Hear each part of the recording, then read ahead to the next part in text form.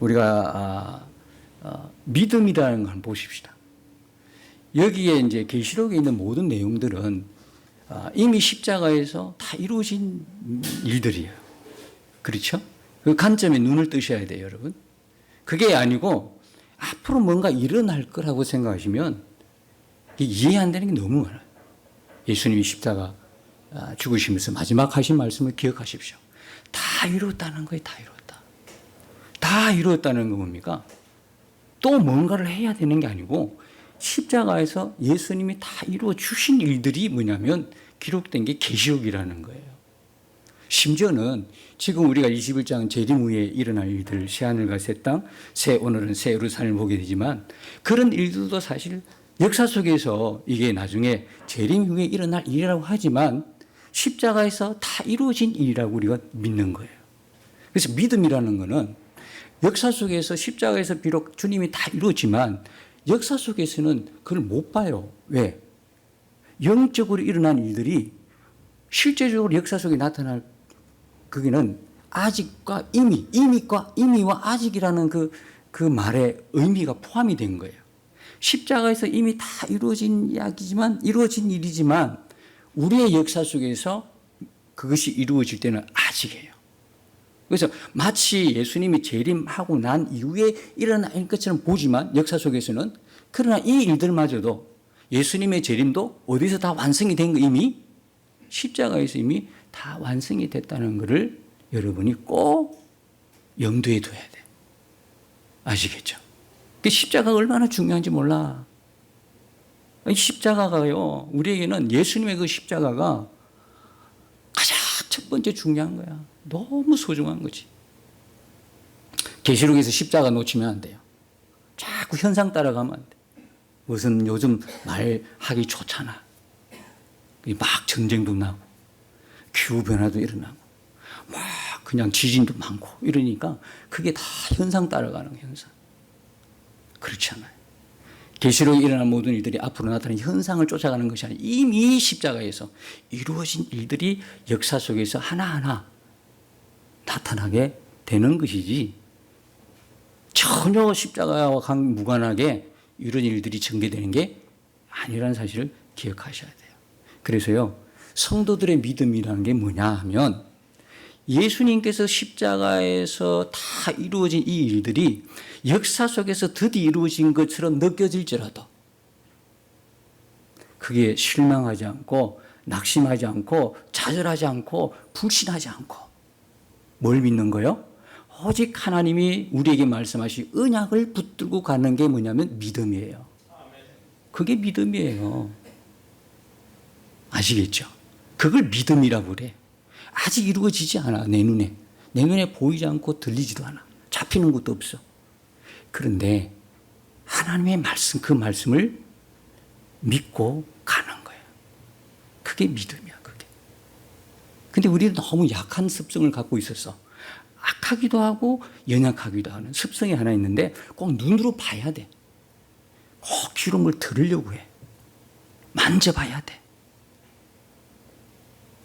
그건 얼마나 연약한 믿음인지 몰라요.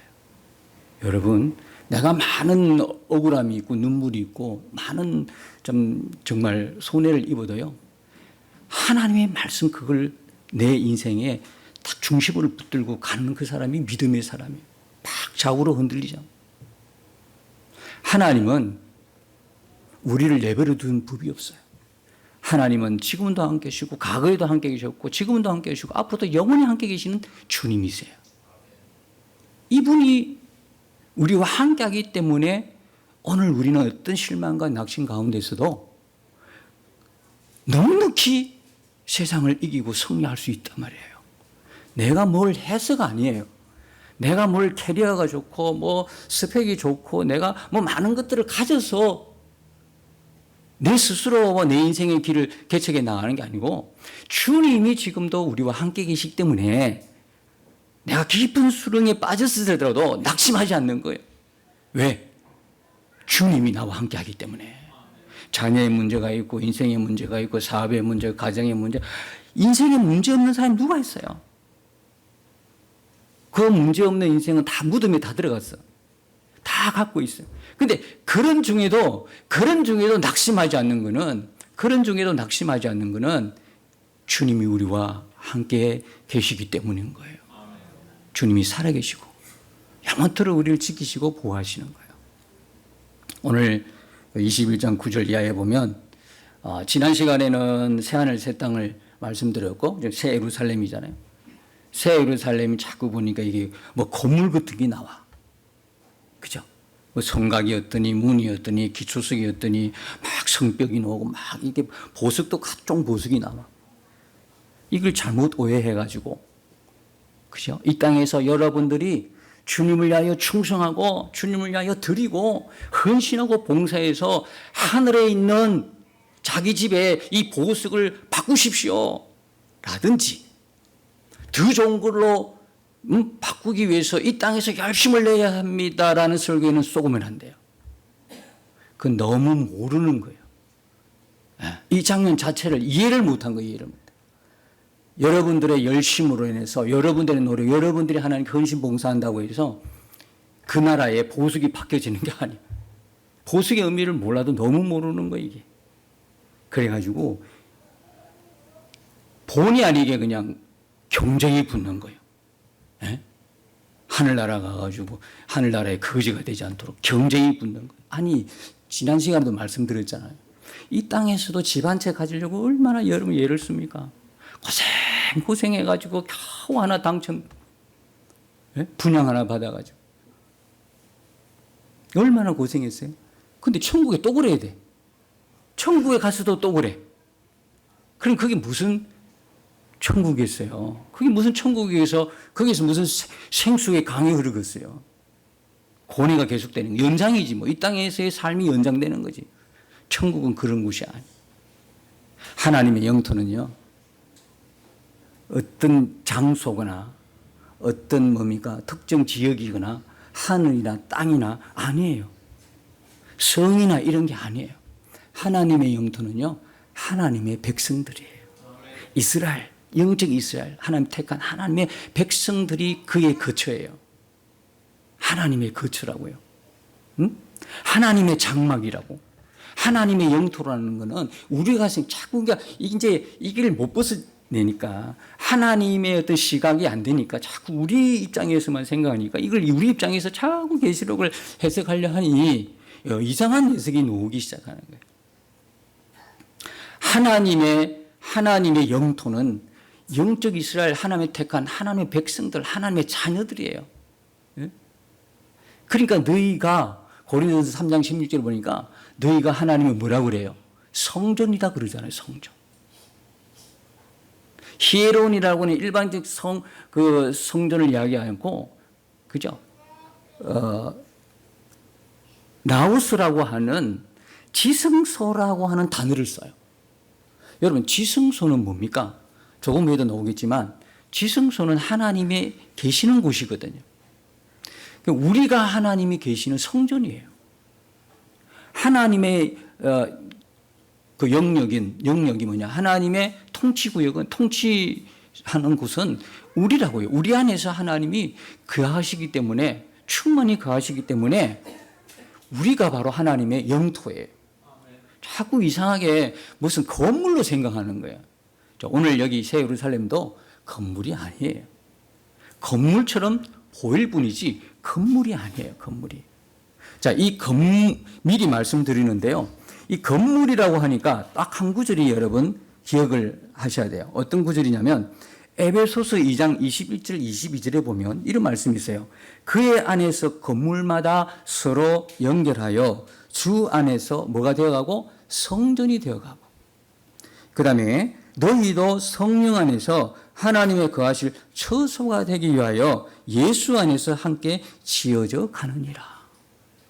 무슨 말씀이냐 하면 여기 건물은 우리가 말하는 시멘트 발락은 이런 건물을 이야기하지 않아요.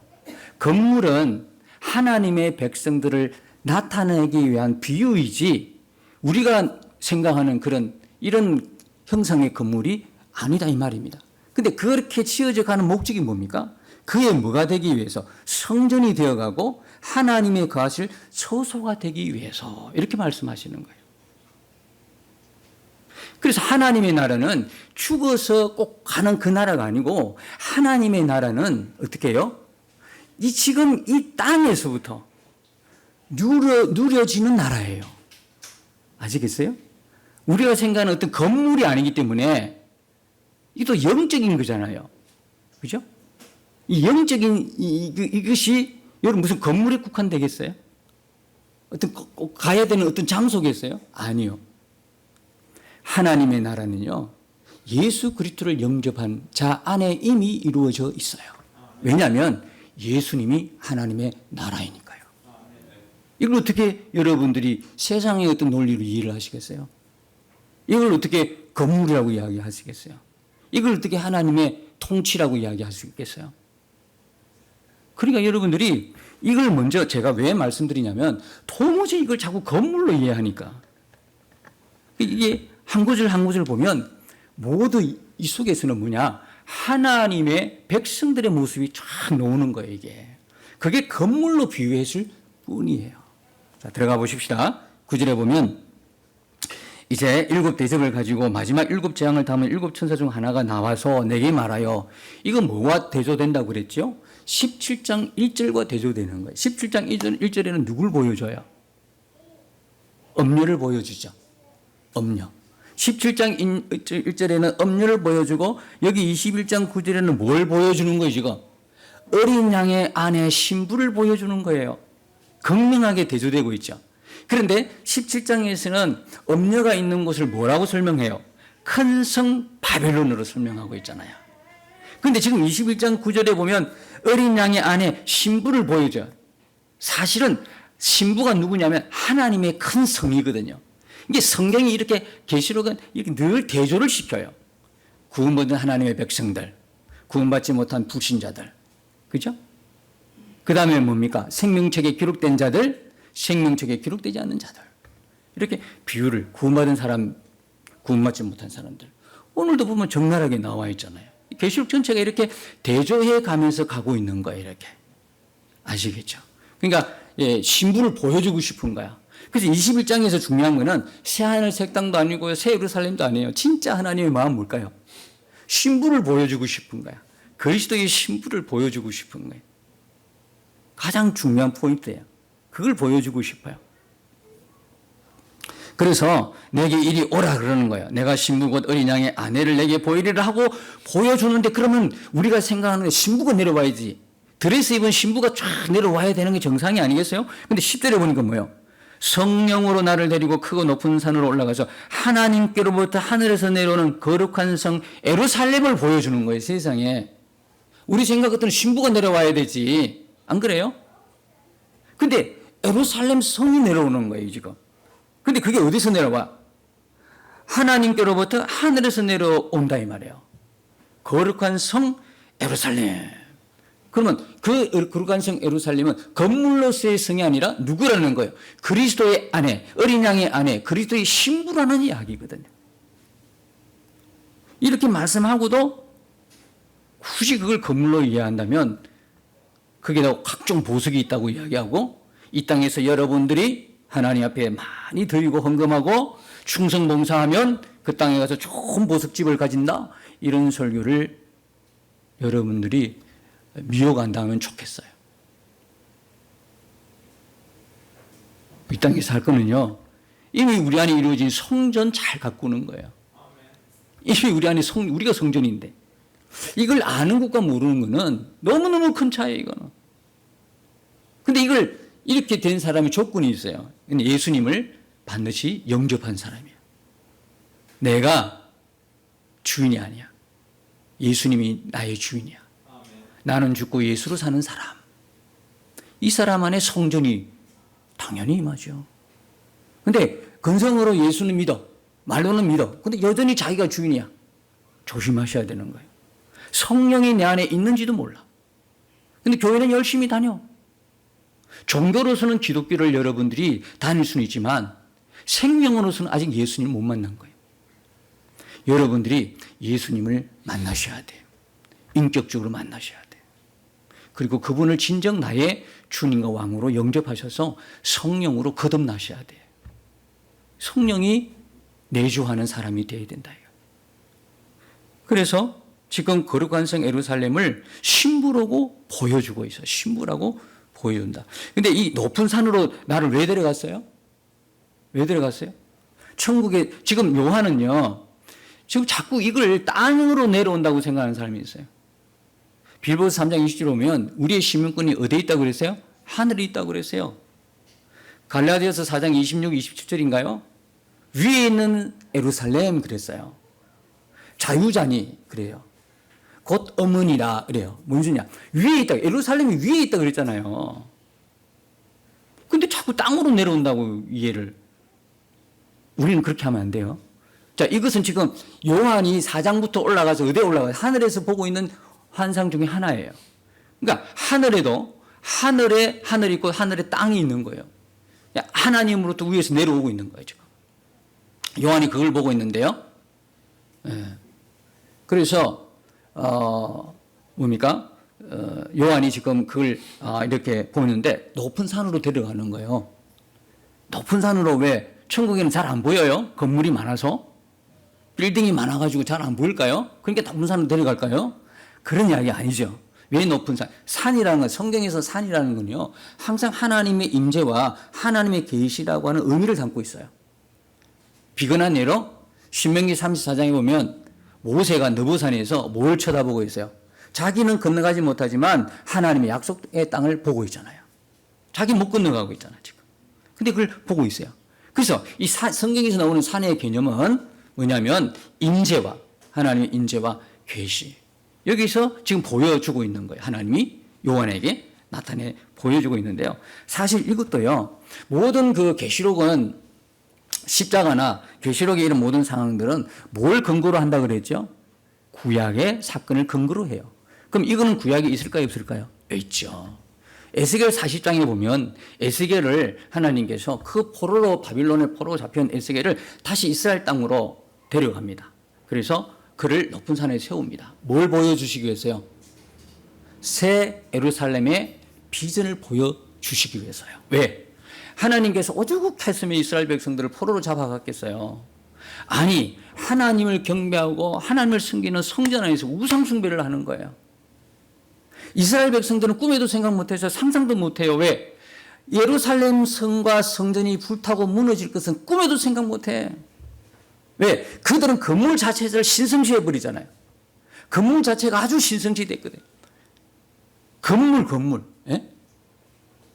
하나님과 예수님, 그분들이 성전인 걸 모르고 건물 자체를 신성시하니까 유대인들 입장에서는 예루살렘이 무너지고 불타고 성전이 불타는 건 이해가 안 되는, 상상도 못 하는 거야.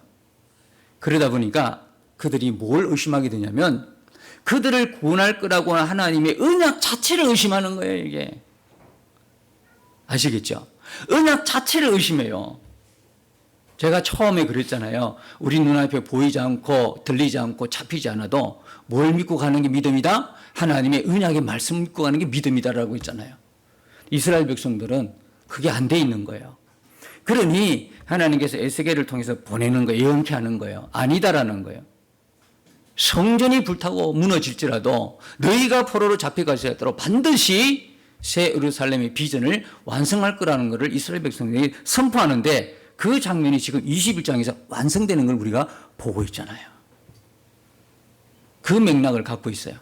아시겠죠? 그 새 예루살렘의 그 뭡니까? 그 성전의 그 비전을 제시하는 걸 여기서 이루어지는데. 자, 그래서 하나님께로부터 이제 예루살렘을 봅니다. 그리고 11절에 보면 하나님 영광이 있어 그 성에 빛이 지극히 귀한 보석 같고 벽옥과 수정같이 맑더라 그래요. 벽옥이 등장하죠. 여기에 벽옥과 홍보석 이런 게 등장하면요. 성경 계시록에서 보면 4장 3절에 보면 보호자에 앉으신 이의 모양을 설명할 때 나타나는 보석 이름이 벽옥이에요. 그래서 이것은 하나님을 상징하는 보석이에요. 하나님의 임재. 아시겠죠? 하나님 보호자. 이런 것들을 나타내는 보석이라고 보시면 돼요. 근데 그 하나님 그 나라, 그 예루살렘의 영광이 얼마나 컸던지 빛이 너무너무 큰 거야. 하나님의 영광의 빛이 쫙 있어요. 그래서 그게 밤이 없어요. 밤. 해와 달도 비침이 필요 없어요. 왜? 하나님의 영광이 너무나 우리가 지금 상상을 못해요. 제가 이 21장 딱 들어가면서 21장 들어가면서 뭐라고 설명해서 도무지 인간의 표현으로는 설명이 안 된다. 그랬지만 이 성경에 있는 말씀 그대로 한번 나가보자 이래 된 거잖아요. 설명이 안 되는 거예요. 어떻게 짧은 인간의 목소리, 목사의 이 설교로 어떻게 이걸 설명을 하겠어? 하나님의 영광에 대해서 여러분들이 직접 가서 누려보시기 바랍니다. 근데 여기서도 그걸 누리는 거예요. 누릴 수 있는 게 그 단적인 예로 여러분들이 정말 처음 예수님 만났을 때 한번 상상해 보세요. 진짜 그 첫사랑 때 한번 상상해 보세요. 예? 은혜 받을 때 한번 생각해 보십시오. 그때는 진짜 죽음이 두렵지 않은 그런 은혜의 순간이 있었잖아요. 뭐 하나도 두렵지 않아. 지금은 벌벌 떨지만 그때만 해도 그래요. 첫사랑 때 물불을 안 가릴 때가 있잖아. 그런 경험이 있는 분들. 그런데 그게 세상에 100만 분의 1도 안 돼. 아니 수천만 분의 1도 안 돼. 이 영광은. 근데 어떻게 내가 그걸 설명을 할 수가 있겠어요. 짧아요.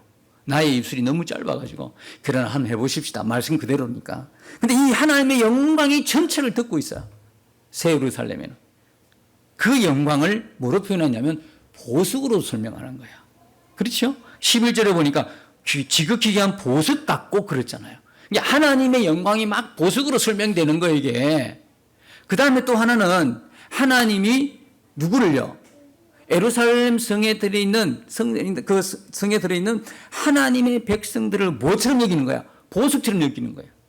그러니까 기초석에도 막 보석이 나오는 거예요. 문에도 막. 응? 아시겠죠? 하나님께서 성도를 그렇게 귀하게 본다. 보석처럼 여긴다. 그런 의미지. 이게 뭐 거기에 깔렸고 뭐 장소적 개념이 아니라는 사실을 기억하세요. 장소적으로 생각하는 검은 모가 깔려있는 그것보다도 비교할 수 없는 하나님의 영광과 임재 안에 있다니까요. 누군 검은 보아, 이 땅에서 있는 건데 이거 금도 있잖아. 은도 있잖아. 다. 근데 뭐 그 나라에 가서 그걸 누리면 좋겠어요? 그건요 눈에 들어오지도 않아. 우리가 지금 왜 욕심을 내냐면 하나님의 영광 안에 있지 않기 때문에 그래요. 하나님의 임재 안에 있지 않기 때문에 자꾸 욕심 부려요. 있는 거 더 가지려고 그러고. 보석이면 더 다른 보석이 눈에 내가 가진 것보다 남이 더 크게 보이고 더 좋게 보이고. 이게 뭐예요? 하나님의 임재와 영광 안에 있지 않는 증거예요. 하나님의 영광과 임재 속에 있으면요 그거 배설물처럼 여겨진다고 하는 사도 바울의 말이 이해가 될 거예요. 이해가시겠죠? 그렇다는 거예요. 그게 하나도 눈에 안 들어와요. 12절부터 쭉 보면 12절에서요 21절에 보면 그 예루살렘 성의 외곽이에요. 22절에는 그 안으로 들어가는 거죠. 그래서 12절에 보면 크고 높은 성곽이 있고 그랬어요. 12문이 있는데 문이 12천사가 있고 그 문들 위에 이름을 썼으니 이스라엘 자손 12지파의 이름들이 쫙 문에 12문이 있어요. 어디에요? 왜 12문이에요? 사방으로 돌아가면서 세 문씩 있으니까 4개니까 사방의 문이니까 12문인 거예요. 동쪽에 세 문, 서쪽에 세 문, 남쪽에 세 문, 북쪽에 세 문, 쫙 밑에 설명되어 있죠? 13절에 설명되어 있잖아요. 그게 12문이에요. 12문이 있는데 12천사가 다 있어요. 여러분 천사는 하나님의 백성들을 수정도는 천사예요. 기억하십시오. 12천사가 있고 그 문들 위에 이름을 썼으니 이스라엘 자손 12지파. 그 문에는 12지파의 이름들이 쫙 있어요. 14절을 보면 그 성의 성곽에는 12기초석이 있고 그 위에는 어린 양의 12사도 12이름이 있더라. 자, 성곽에는 12기초석이 있어요. 기초석이 뭐예요? 기초석은요 반석이고 모퉁이 돌이 되시는 예수 그리스도를 의미하고 있는 거예요. 고린도서 10장 4절에 보면 반석으로 말씀하시죠. 에베소서 2장 20절에 보면 뭐예요? 모퉁이 돌로 말씀하시잖아요. 건물마다 세워져 가는데 밑에 모퉁이 돌이 탁 지키고 있어요. 자, 상상을 해보십시다. 기초석에는 지금 12뭡니까? 이 12기초석이 탁 있어. 그 위에 문이 있어. 무슨 이야기일까요? 기초식인 예수님을 통하여 어디로 들어가는 거예요? 천국 문으로 들어가는 거예요. 여러분, 구원은요, 오직 예수 외에는 없어요. 예수 그리스도에. 예수 그리스도를 믿어야 구원받아요. 아시겠어요? 자꾸 엉뚱한 소리 하는 거예요.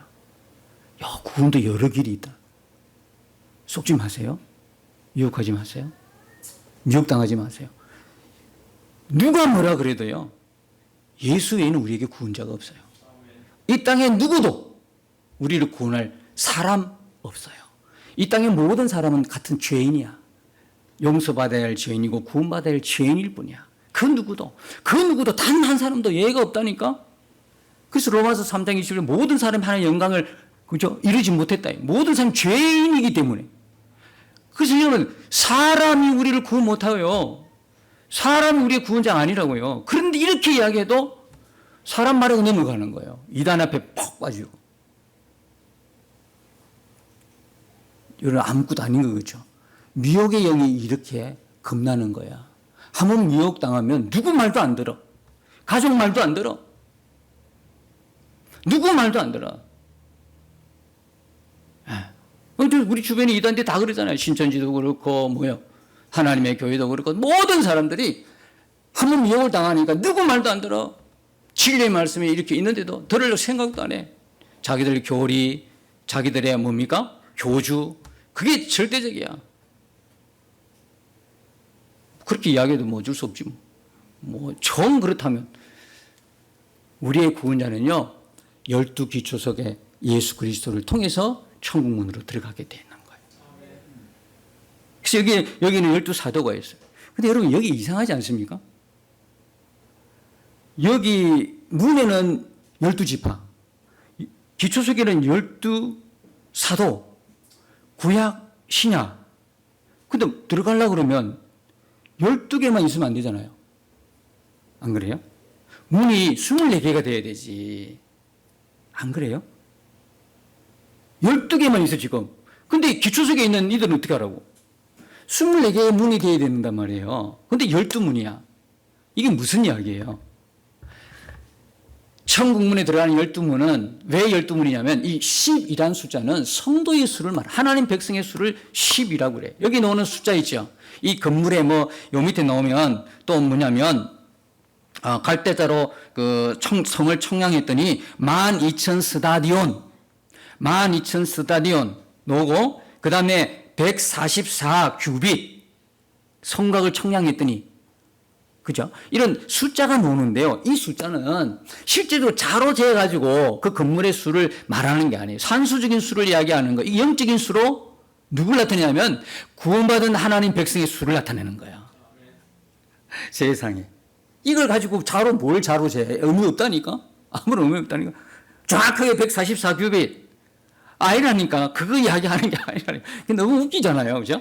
여기에 왜 수를 이야기하냐면 하나님의 구원받은 백성들이 이렇게 많다는 걸 이야기하는 거예요. 성도의 수가 12이에요. 12. 그래서 예수님이 12제자를 뽑았는데 유다가 중간에 그냥 나와버렸잖아요. 11명이잖아요. 근데 13명을 안 뽑아. 12명 뽑아. 왜 12명이에요? 12명이 성도의 수야. 하나님 택한 배는 상징적인 수가 12이에요. 근데 144는 또 왜 144일까요? 12 곱하기 12야. 그럼 144가 나와. 아시겠죠? 그럼 그 말은 무슨 이야기냐면 12 플러스 12가 아니다 이 말이에요. 그게 아니라 12 곱하기 12는 뭐냐면 둘이가 따로 떨어진 둘이가 아니라 이게 하나가 돼버렸어.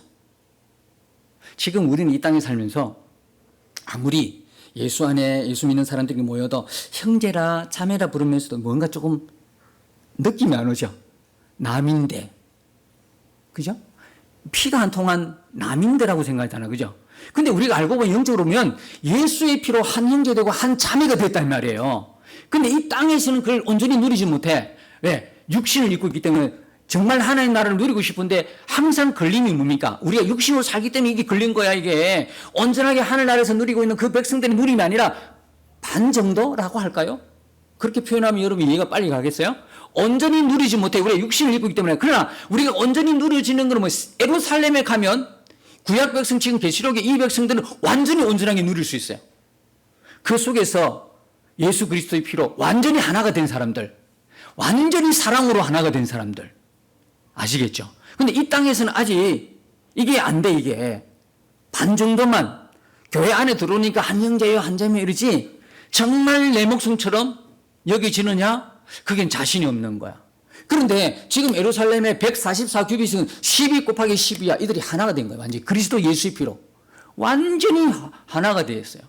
물리적 결합이 아니라 화학적 결합을 통해서 없는 거야. 내가 나를 주장하지 않는 것이 그것이야. 우리의 문제가 뭐냐면 항상 나를 주장하거든요.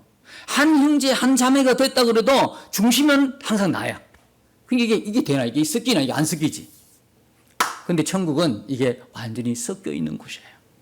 내가 없어요. 나는 죽고 예수로 사는 그 사람들이 다 거기 있어요. 그러다 보니까 이게 뭐 상상이 안 되는 곳이 이 천국이에요.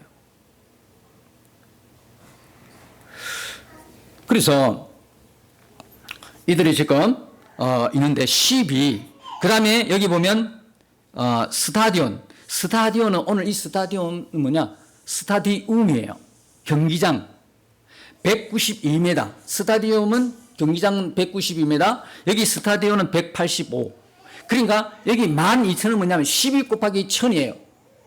여러분, 충만수는 성경에서 수를 이야기할 때 의미 중에서 충만한 수를 나타내는 건 10입니다. 근데 이 충만한 수가 3개가 또 곱해졌어요. 거기다가 곱하기 10이에요. 그럼 성도가 어떻다는 거예요? 적다는 거예요? 많다는 거예요? 엄청나게 지금 예루살렘에 충만히 차 있는 걸 모습을 보여주고 있는 거예요. 이 구원받은 성도들이 예루살렘에서 가득 차 있는 거예요. 그 모습을 보여주고 있어요. 물론 12,000 스타디온은 우리의 자로 뭐 수학적 계산을 하면 2,200km 정도 될까요? 엄청난 거죠. 근데 이게 꼭 2,200km가 아니라는 거죠. 엄청나게 많다는 것을 말씀할 뿐이지 실제적으로 자로 재어서 어떻게 이야기한다 그 이야기가 아니라는 거예요. 그 다음에 여기 하여튼 12 뭐 앞에 보면 24장로 누구죠? 24장로 전부 다 신구약 구원받은 백성들을 의미하는 하나님의 사람들을 전부 다 이야기하고 있는 게 지금 여기 숫자가요. 네, 여기 숫자가. 그리고 여기 또 보면 12사도가 있는데 문은 12개, 12문이야. 그 이야기는 뭐냐면 야고보서 1장 1절에 보면 이 말씀이 있어요. 하나님과 주 예수 그리스도 종 야고보는 흩어져 있는 12지파에게 문안하노라. 그런 말씀이 있어요. 그러면 신약 성도도 야고보는 뭐라고 불러요? 12지파라고 부르는 거예요. 아시겠어요? 그러니까 구약에도 12지파로 부르지만 신약 성도도 12지파로 부르는 거예요. 의미가 없는 거예요. 그 12문이 존재할 수밖에 없는 거는 거기에 들어가는 이스라엘 12지파나 신약의 12지파나 24지파가 아니고 하나님이 그걸 다 성도의 수인 12지파로 보는 거예요. 아시겠죠? 그 이래저래 다 성도예요. 신구약 구원받은 하나님의 성도들이 그죠? 그 성문으로 들어간다 이 말이에요. 12지파 12따로가 아니라 하나님의 그 관점에서는 다 똑같이 보는 거야. 구약의 12지파나 신약의 12지파나. 그래서 문은 12개야. 문은 12개야. 다 똑같으니까. 자, 그 다음에 중요한 게 또 하나 있어요. 15절에 내가 말하는 자가 그 성과 그 문들과 성곽을 청량하려고 금 갈대자를 가졌더라. 에스겔 40장에도 청량하는 장면이 와요. 그때는요 장대라고 표현하고 있어요. 장대는요 갈대를 말하고 있는 거예요. 근데 거기는 그냥 갈대야. 여기는 금갈대야. 차이가 뭘까요? 에스겔 40장에서 이 땅에 있는 성전을 청량했을 때 그 갈대자로 청량했다는 이야기는 뭐냐면 이 세상의 자는요 변화무쌍한 거예요. 영원하지가 않아요. 썩고 없어질 거예요. 근데 여기서 금이라고 이야기하잖아. 금은 뭘 영원한 거예요? 영원한 걸 나타내는 거다. 깨끗함, 정결함, 고귀함 그걸 표현하는 거거든요. 그러니까 이 예루살렘의 모든 것은 뭐하다? 영원하다는 거예요. 영원. 그 다음에 16절 보면 그 성은 네모가 반듯해서 길이와 너비가 같은지라 그 갈대자로 그 성을 청량하니 12,000 스타디온인데 길이와 너비와 높이가 같더라. 세상에 이게 너무 중요한 거예요. 이게 왜 중요하냐면 이거는 뭘 이야기하냐면요. 길이와 너비와 높이가 같다는 이야기는 하나님의 지성소예요. 열왕기상 6장에 보면 솔로몬이 성전을 건축할 때 지성소에 저 지성소를 표현하는데 거기도 보면 길이와 넓이가 높이가 똑같은 거야. 그러니까 하나님의 지성소는 정육면체예요. 똑같은 면이 6개의 면이 똑같아요. 아시겠죠? 이건 지성소를 이야기하는데 자 고린도서 3장 16절 그러잖아요. 우리 보고 바울은 우리 보고 뭐라 그래요? 너희가 하나님이 뭐라 그래요? 성전이라 그러잖아요. 세상에. 여러분 이래도 죽어서 가는 천국이에요? 아니요. 진짜 하나님의 택한 백성들은 살아서 이 땅에서부터 하나님의 나라를 누리게 되는 거야. 왜? 우리가 하나님의 성전이니까. 아시겠죠? 우리가 하나님의 성전이 하나님 임재하는 곳이에요. 하나님이 계시는 곳이라고요. 여러분 눈을 뜨시기 바랍니다. 눈을 뜨세요. 우리가요. 우리가 거룩한 물이. 근데 우리가 아무리 생각해도 그렇지 않잖아. 하나님이 우리에게 거룩한 물이라고 그러고 왕 같은 제사장이라고 그러는데 나는 나를 너무 잘 알잖아. 그런 모습이 아니잖아. 엉망으로 살잖아. 난 더럽고 추악한 모습이 있잖아. 근데 우리 보고 왜 그래? 우리 보고 지성소라고 그래. 우리가 하나님의 성전이라고 그래. 이 말이 안 맞잖아요. 그 말이 안 맞는 게 뭐냐면 은혜라는 거예요. 아시겠어요? 그게 말이 안 맞는 게 은혜지. 그러니까 그분이 우리 안에 오셨다 이 말이에요. 성령으로 그분이 우리 안에 오셔서 이 지성소가 반듯하게 유지되도록 반듯하게 세워지도록 하나님이 우리를 그렇게 매일 매순간 24시간 우리가 이 땅을 떠나는 모든 순간 그리고 영원토록 우리와 함께 하시는 거죠. 우리가 우리 스스로 노력해서 거룩해지는 게 아니고요. 그분 때문에 거룩해지는 거예요. 중요한 게 뭐냐면 우리가 거룩해지려고 오늘도 어떤 버릇 하나 습관을 없애려고 금식하고 기도하고 이렇게 하면 할수록 우리는 절망을 체험합니다. 왜? 금식해가지고 그 버릇 하나 고치려고 예를 썼는데 딱 금식 마치고는 바로 몇 시간 안 가서 스스로 무너지는 우리 모습을 발견할 때 얼마나 절망입니까? 안 되는갑다. 나는 이래도 안 되고 저래도 안 되는갑다. 이렇게 느낄 수밖에 없는 좌절이 우리에게 있잖아요. 방향이 잘못됐어요. 우리는 우리 노력으로 하나도 거룩하게 못해요. 아시겠어요? 거룩해지는 비결은 우리 안에 계신 예수 그리스도예요. 우리가 하나님의 성전인 것을 기억하시고 우리가 하나님의 자녀인 하나님이 그럼에도 불구하고 예수 믿는 우리를 하나님의 거룩한 백성으로 여겨주시고 왕같은 제사장으로 세워주시고 이 땅에서 왕노릇하게 만드시고 택함받은 하늘의 백성으로 우리를 불러주셨다는 사실을 믿는 거예요. 그리고 그분이 내 안에 계심을 눈을 확실히 뜨는 거예요. 그리고 그분과 동행하는 거예요. 그럴 때 우리는 하나님의 백성으로 이 땅에서 살아가는 거예요. 오늘 여기까지 합시다. 다음 시간 하면 되니까. 여러분 기억하십시오. 세상에 이걸 건물이라고요. 새 예루살렘은요 건물이 아니에요. 하나님의 그리스도의 거룩한 신부들을 이렇게 건물로 표현하고 있을 뿐이에요. 사랑하는 여러분, 거기에 있는 사람만 구원받은 하나님의 백성이 아니고요. 오늘 불완전하지만 그 천상의 교회 아닌 이 지상, 말도 많고 탈도 많은 이 지상 교회지만 이 지상 교회의 주인이 왕이 하나님이시므로 거기에 있는 백성과 우리는 통일하다 말이에요. 그게 누려지는 하는 나라 이 땅에서도 누리도록 우리 안에 성령으로 주님이 왕으로 계시니까 우리들의 삶 속에 늘 이불로 고백하세요. 예수님 나의 왕이십니다. 예수님 나의 주인이십니다. 나 하나님의 자녀입니다. 나는 그리스도의 신부입니다. 이 믿음의 고백을 하시고 내 안에 계신 예수님께 눈을 뜨셔서 그분과 행복한 동행 이루어 가시고 날마다 하나님의 나라를 누리시는 저와 여러분 되시기를 예수님 이름으로 축복합니다. 우와 함께 싸워 승리하리라. 날마다 믿음으로 나 살아가리. 날마다 믿음으로 나